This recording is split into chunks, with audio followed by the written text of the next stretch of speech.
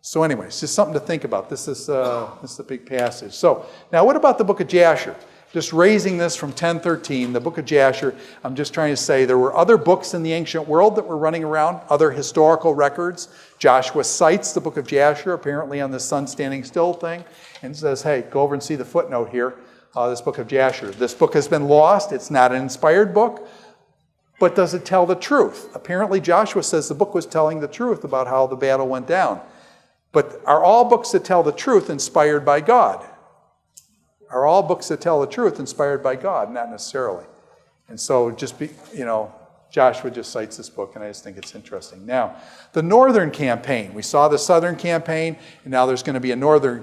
They defeated the 5 southern kings, and now they're going to go up north, and they're going to run into this guy, Jabin, king of Hatzor. Jabin, king of Hatzor, and they're going to defeat this Jabin. Now, you're going to see a couple Jabins. There's like Jabin 1, Jabin 2, Jabin 3, Jabin 4. There's probably 20 Jabins in a row up at Hatzor. And in the book of Judges, you're going to see another Jabin, king of Hatzor. Here's a map, and I'm just going to put a circle around Hatzor. By the way, what's this? Sea of Galilee. Can anybody see, does that look like a little harp? Does it look like a harp a little bit? They actually call it the Lake Kinneret. And Kinneret in Hebrew means harp. So they actually called it Lake Kinneret harp. It later became known as the Sea of Galilee or the Sea of Tiberias. Tiberias, is that a Roman name? Bad. Okay. Who hangs out at the Sea of Galilee? If you're in the Bible and you don't know what the answer is, what name do you give?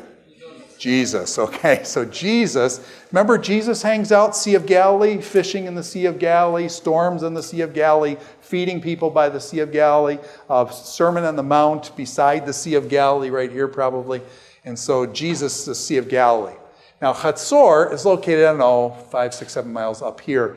Hatzor is the biggest archaeological site in all of Israel. It's like 250 acres, I think. It's somewhere in the neighborhood of 250 acres. Is that a lot of land, 250 acres? That's big. I mean, by American standards, it's big. You say American, we got these 1,000-acre farms now and things like that, but 250 acre for a city like that, in ancient world, that was huge. Okay, Jericho, how big was Jericho? Like I said, from here to Lane, Jericho, you march around 7 times. Hatzor, 250 acres, much, much bigger than Jericho. So they're going to have iron chariots up here. They're going to have chariots here. So the guy at Hatzor, Jabin, gets his chariots, comes down here, and where are they going to fight? They're going to fight right here because there's a huge, wide open valley where the chariots will run well in this wide open valley. That valley here is called the Valley of Har Megiddo.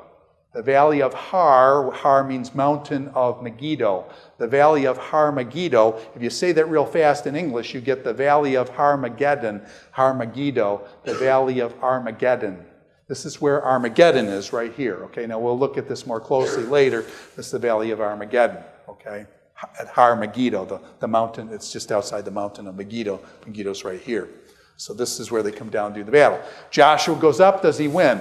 Joshua always wins. Well, not always, but he defeats them. They go up to Hatzor. They burn the city down. Joshua takes Hatzor down. Hatzor is the big city in the north. Okay, so they did the south. They did the north. And now what? You got 2 problems. Joshua's going to face 2 problems. These are significant problems. He's going to go to Ai. Ai is a little city. Joshua's going to be down here at Gilgal, Jericho area, down in the bottom of the canyon here. Ai is going to be located right about there. He's going to go up to fight Ai, but what happens? He sends his spies up there, and the spies say, the city of Ai, they only got like 200-300 men up there. This is no big deal. Don't take the whole army of Israel up there. Joshua, just send a couple thousand men up there. We'll blow Ai out, no problem. I mean, there's just 200 or 300 men there. Get 2,000 men, we'll take it easy. Do you see the arrogance there? Who's winning the battle? We're winning the battle. We're good enough. We got this under control and things. They send their 2,000 or 3,000 men up to Ai. Guess what happens? They suffer their first loss. Have any of you guys played sports and you go into your season and you have your first loss? Is the first loss a killer? It just takes the wind right out of the team. You're psyched up. You're going to go out there, blow them out and stuff, and then you do your first loss. It's devastating. So anyways, they go up, they get their first loss. Ai, small town of Ai, defeats them. Ai is so small. When you go to Ai, you can about throw a stone over top of it. It's that small. I mean, I'm talking quad. I'm talking less than the quad, okay? Small, very small city, Ai. Although we're not sure exactly where it is. There's big debates on all this stuff. What was the problem? Achan sinned. Achan sinned, and there was sin in the camp. Achan had stolen. Do you remember this guy Achan went into Jericho, and he stole some gold, and he stole a Babylonian garment, a Babylonian robe. That Babylonian robe and that gold, he took into his tent, and what did he do? He buried it in his tent and hid it. All the stuff from Jericho was to be what? All the stuff from Jericho was cherem, was to be devoted to the Lord. All of it was to be burned up to the Lord, and the wealth of that thing, the gold and silver, was to be taken into the treasuries of the Lord. Jericho was Israel's first what? It was their first victory in the land. And God says, your first victory, I get all the stuff. The first victory, Jericho, that's why Jericho was so special. It was the first victory in the promised land, and God says, Jericho is mine. The whole thing comes to me. Achan stole some of the goods. And so basically there's sin in the camp. God knows there's sin there. They go up to fight against Ai. God says, I'm not with you anymore. You're on your own, man. And so you lose. And so the family basically, now notice when Achan, they cast lots to find out who did it. They come back and they said, God, what's going on here? Joshua, it's very interesting. Joshua's comment, and let me just work with this thing with Achan. Achan, they cast lots, the lot falls on Achan. Achan says, okay, I stole the robe and I stole the gold and I sinned and stuff. They basically kill Achan, but they also kill Achan's family. And again, as Americans, we do everything as individuals, okay? We do individuals and everything is done individually.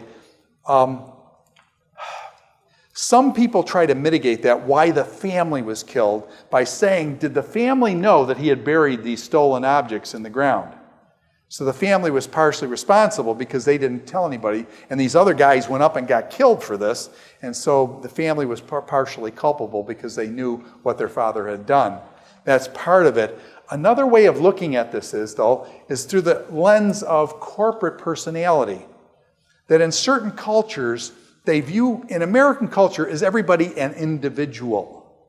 Everybody is individualized. I do, and everything is I focused. In other cultures, it's a very we culture, and that the cultures, you look at the units in other cultures are not individuals. The units in other cultures are family groups, or clans, or tribes. And so this is called corporate personality, where there's a kind of a corporateness to it. It's very foreign to our thinking as Americans, but it's very important if you're going to understand other cultures that they see themselves as a group, as a unit. And so that's possibly what was going on here. Yes, Hannah? How come Abigail and her husband were seen as then? I mean, they made it very clear, they were like, Naban's family was a foolish family, but Naban was in Nabar. Is it Naban or Naban? I don't know what you're talking about. So. Abigail, yeah. But I don't know that that's relevant to this discussion, so I want to stay on track with these guys, okay? And just talking about Achan getting stoned and the family, seeing the family. Now that's not saying, in other words, what I'm saying is there's a relationship between individuality and corporateness. And what I want to do is kind of back off the individuality and say that there's corporateness involved in this. Now that doesn't mean that every time in every situation it's always corporate. But what I'm saying is that this is another, in other words, you know what I'm saying? It's not always one way or the other. But as Americans, do we even have the notion of corporateness? And that's what I'm trying to work with in terms of, although as Americans, do we have the notion of corporateness? Did the Americans fight the Germans in World War II? Did the Americans fight the Germans in World War II? And so we labeled it as a group kind of thing. And so this individual versus corporate, and not saying it's always one way or the other, but just you work between the two of them. I think one of the other problems that they had at Ai was this notion of habituation, and that they assumed that God was on their side, that God was predictable. That God was predictable. God is always on our side. We're the Jewish people. We're the chosen people. God is always on our side. He's always against the Canaanites, and therefore God becomes predictable, and this became a real problem rather than realizing each situation is an individual choice. And so this thing with each individual choice committing each individual choice to God rather than saying, oh yeah, of course, and this is this assumption that God is with us. Have you ever been in churches that have this concept that God is with us in this church? And they always assume that God is with them as opposed to others and things. And I think you got to be really careful about this assumption that God is with us and then using that. Because in this case, they went up to fight against Ai and God was not with them. Why was he not with them? Because they had sin in the camp. They had sin in the camp, and so God says no. They sin, and what's interesting, the people sin, and then Joshua blames God. Joshua says, oh God, why did we ever come across the Jordan River? I wish we hadn't come across the Jordan River. Who does that sound like, by the way? I wish we didn't come across the Jordan River, that we stayed on the other side. Isn't that exactly what the Israelites said when they came out of Egypt? We want to go back to Egypt where there's leeks and melons and food and water. Joshua verbalizes that same thing, and the problem is, does one sin of a person affect the whole community? Does one sin of a person affect the whole community? Have you ever seen that happen? Let me use an illustration of a pastor. I had a pastor friend who actually was one of my students, and I taught the book of Psalms to him, and he was my pastor then, years later. Really great guy and things. He had 5 kids, and anyways, he got in a compromising situation and basically committed immorality with someone in the church, okay? Is that a problem? Okay, so now he is caught with this other woman. He's got 5 kids and a wife and things. Question, did that affect the whole church? Did that affect the whole church? And so what I'm saying is, does sin affect corporately? Here, Achan did this sin, and it affected corporately. The sin of one person affects others.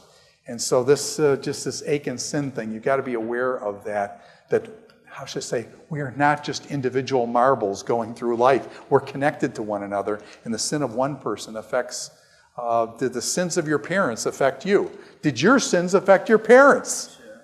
And, so that just this relationship back and forth between the individual and the community, and we still get that even today.